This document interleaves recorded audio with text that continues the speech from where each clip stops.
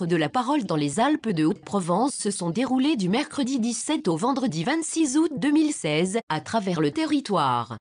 La dernière rencontre avait lieu à Saint-André-les-Alpes, derrière la nouvelle mairie. Les rencontres de la parole ont été créées pour réunir les bibliothèques des petites communes dans un projet commun autour des contes, poésie et musique.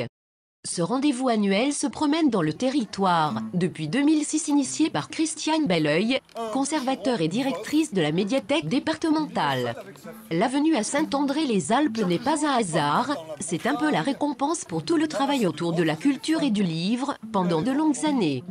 Pour récompenser l'ensemble des investissements de la commune dans le nouvel agencement de la médiathèque au cœur de la mairie, ainsi que le dynamisme de tous les bénévoles et de Florence la salariée, qui anime avec passion et entrain la médiathèque saint-andréenne.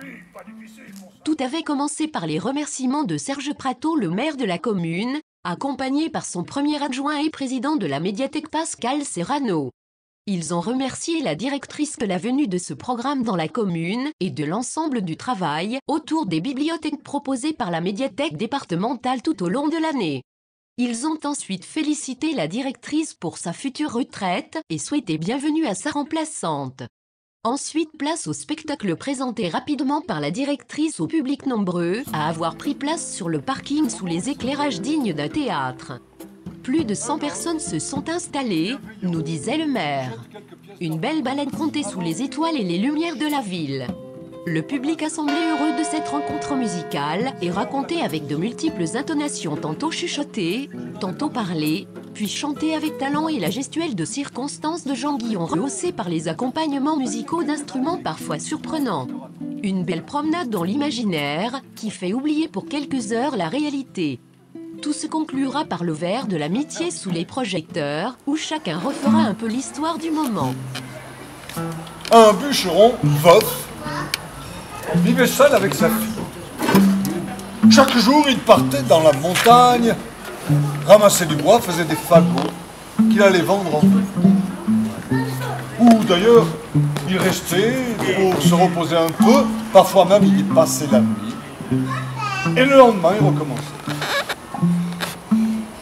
Un jour, sa fille lui dit « Papa, j'aimerais bien des nourritures un peu plus variées que ce que nous avons d'habitude. » Ma fille, pas difficile pour ça.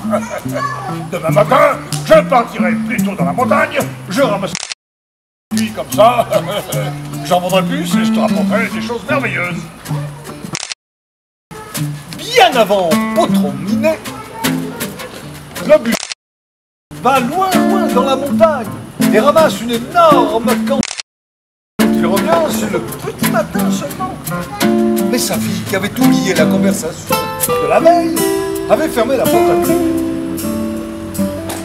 Ma fille, ouvre donc. Il faut que je me repose un peu avant de partir pour dans ce bois. Du point de vue de la parentèle, c'est ce qui arrivait à cet homme d'âge mûr qui s'appelait Fullspeed, le capitaine Fullspeed. Fullspeed est grand amateur de whisky, j'espère qu'ils auront du single malt. Par chance, ils ont du Paul Bois. 18, lui, il ne boit que de l'eau et pas souvent gazeuse.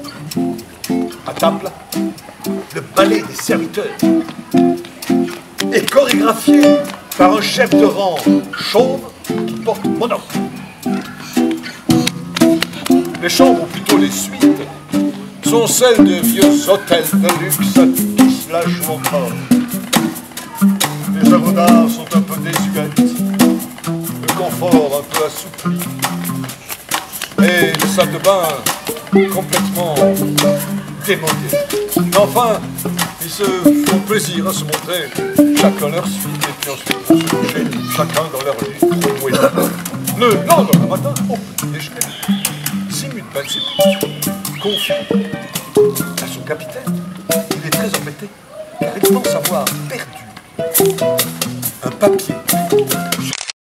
très important quand ils sont allés se changer.